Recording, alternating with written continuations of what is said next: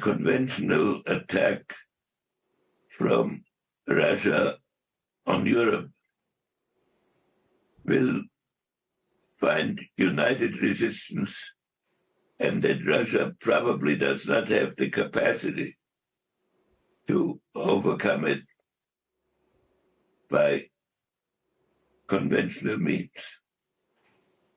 So, secondly, NATO has been expanded by the adherence of Finland and Sweden. And so the strategic objective has importantly been achieved. But the outcome of the war will involve also where various lines should be drawn in the process of preventing the war from escalating and causing damage beyond what existing levels. And so I proposed last year,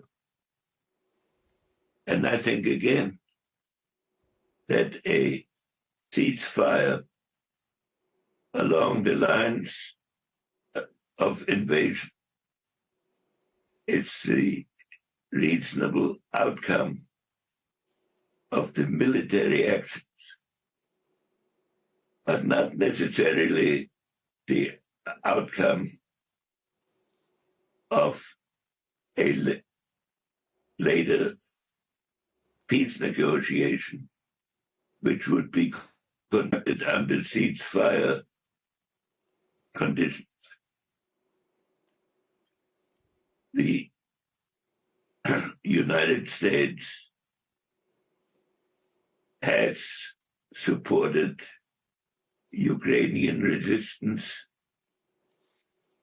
should continue to support, and if necessary, intensify its military support until the ceasefire line is either reached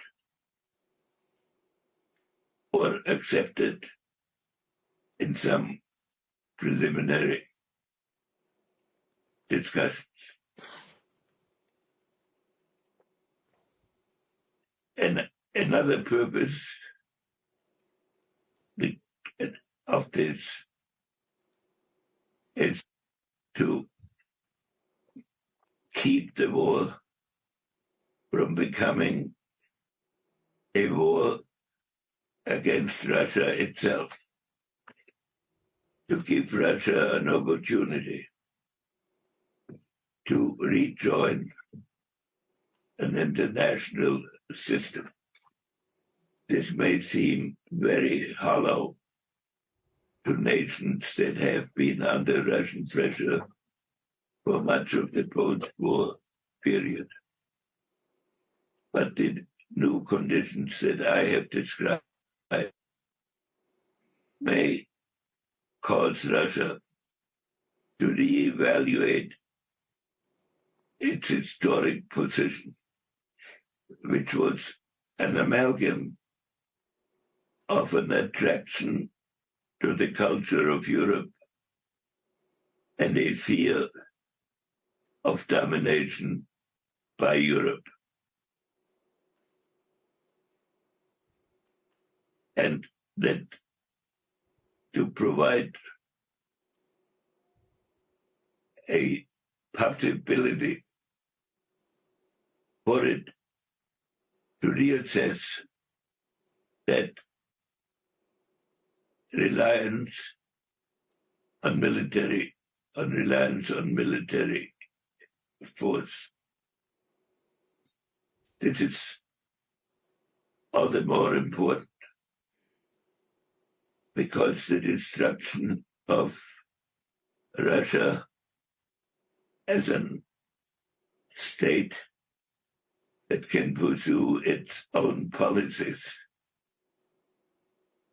will open up the vast area of its 11 time zones to internal conflict and to outside intervention at the time when there are 15,000 and more nuclear weapons on its territory. So this is why I believe in dialogue with Russia while the war continues, an end of fighting when the pre-war line is reached, and a continuing process of discussion by Europe, America, and at that point Russia about the later evolution, while the conditions of sanctions and other pressures will be maintained until a final settlement is reached. I believe this is the way to prevent the war from escalating by raising issues beyond those that existed at the beginning of the war and making them subject to a continuation of military conflict. I want to express my admiration for the President of Ukraine and for the heroic conduct of the Ukrainian people when I asked them to participate in an effort which should be made by Europe and Ukraine together. Before this war, I was opposed to membership of Ukraine in NATO because I feared that it would start exactly the process that we are seeing now. Now that this process has reached this level, the idea of a neutral Ukraine under these conditions is no longer meaningful. And at the end of the process that I described, it ought to be guaranteed by NATO in whatever forms NATO can develop. But I believe Ukrainian membership in NATO would be an appropriate outcome.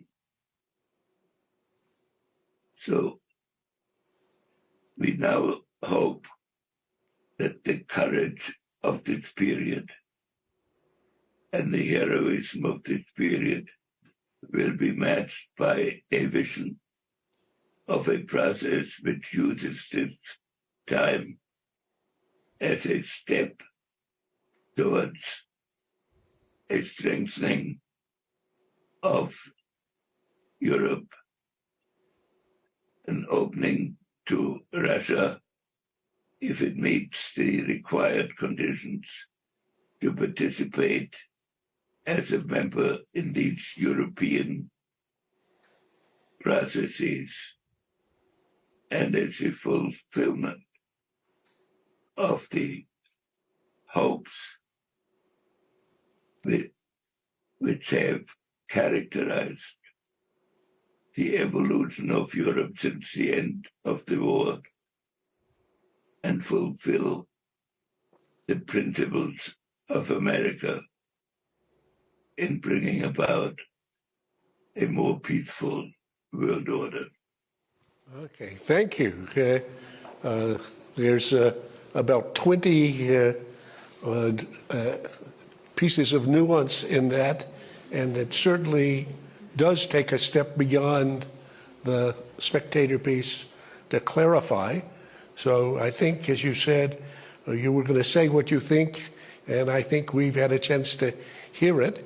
Before I drill down on that one, let me just turn to Asia, since the time is short. You've been involved in the whole question of China and its role in the world, including its relation with the U.S., since you and Nixon went to China to open relations with China now a half century ago.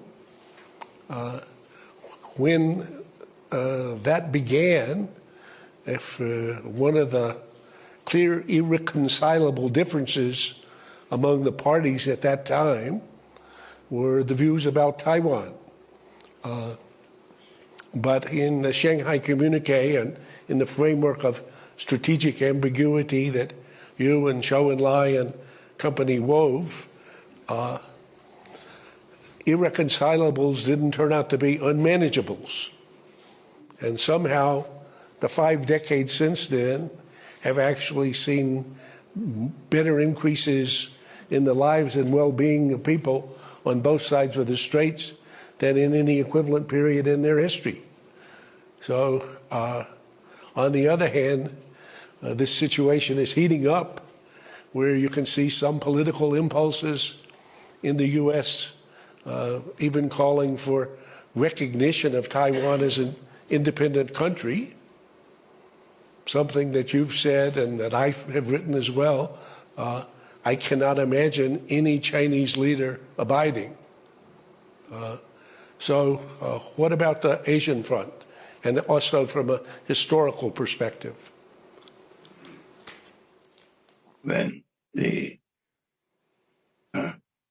President Nixon began to move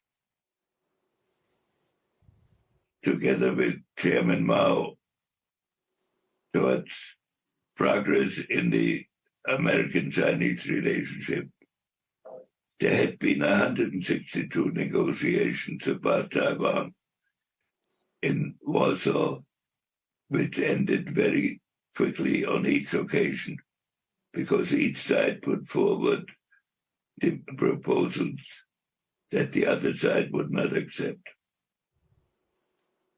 We began the process because we were convinced that the American people should be given a vision of peace that was not defined by the Vietnam War, but that showed prospects of constructive relationships developing even among societies that had ideologically substantial differences. China felt itself at the same time under pressure from Russia and considered it to its own advantage to open a dialogue with the United States. For 5 decades, this process operated effectively. The issue of Taiwan was put under arrangements under which the Taiwan could develop economically, politically, without the affirmation by the United States of a separate China and the contribution that the United States made to the process was its affirmation that it understood the Chinese view on one China and that it would not challenge it. This process has been under pressure years for both sides. In recent weeks, the presidents of China and the United States have met to arrest the movement towards conflict and begun and created a basis for a dialogue. And I am delighted to see that my friend of 2 decades, Leo, has expressed a vision at this meeting, which outlines ways by which this process can be implemented. What this process needs, above all, is a deep conviction on both sides that it is not simply a tactical move, but a necessity for our period, when the two technologically most advanced countries with capacities in artificial intelligence and nuclear destructiveness are engaged in a confrontation, in a military confrontation. The structure and stability and ultimately the survival of mankind is threatened. So each side should not look at these negotiations as a means of building on its assumed advantages over the other, and in preparing for an expected showdown. In the first phase, such a goal is not achievable. In the first phase, a number of specific steps need to be taken on the more limited and concrete issues that confront us. And I notice with great pleasure that the Chinese side has lifted its insistence that every issue had to be negotiated simultaneously, and that the United States has reciprocated by its own willingness to engage in specific steps, like the conversations that will take place here between Liu Ho and Secretary Yellen, and negotiations that are going on between the principals in the climate issue in time. Each side needs to consider for itself how the threat to human survival, of the destructiveness of weapons, coupled with making them almost conscious in their application, can be dealt with. That seems far from immediate negotiations, but it needs to be conducted first within each side and then between the two sides. If that can be achieved, we can live in a world of growing prosperity, as has been the case in recent decades, without the threat of a kind of military action that can devastate humanity. The two countries will, of course, not talk about a bilateral domination of the world.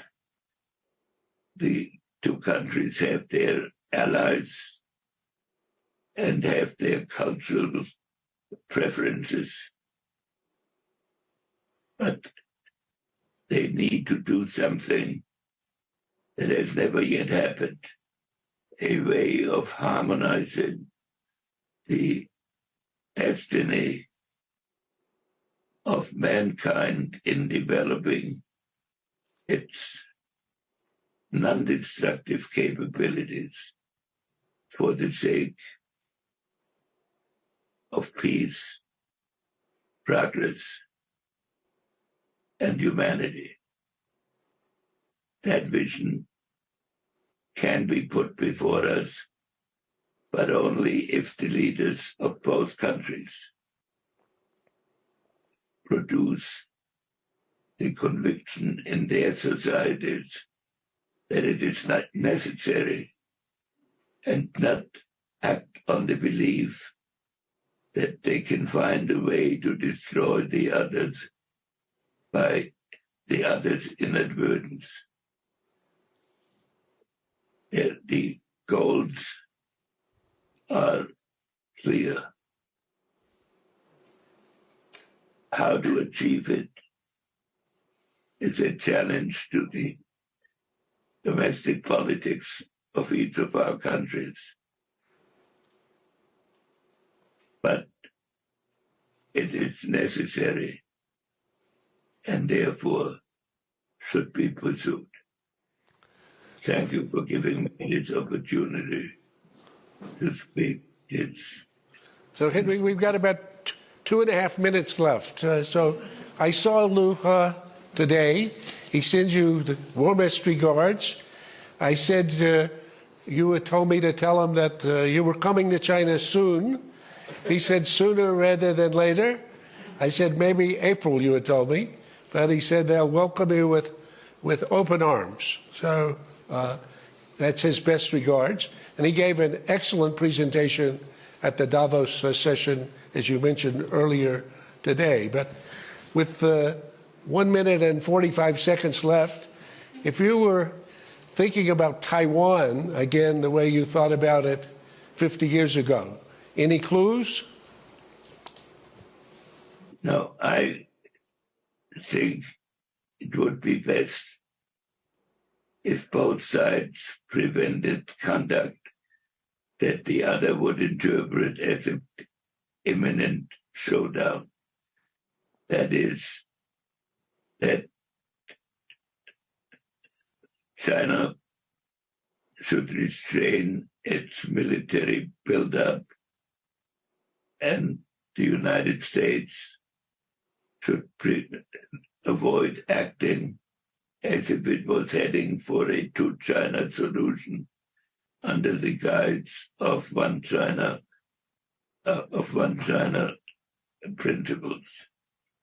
And in the interim, while they are reflecting about how to implement this, if both sides could cool and avoid threatening language vis-a-vis the other, it would create conditions in which a dialogue can be pursued.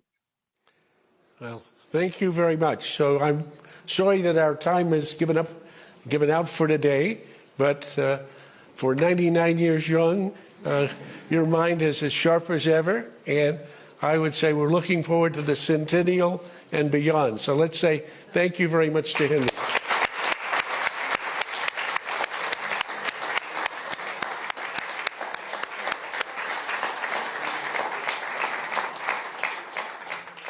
concludes our session.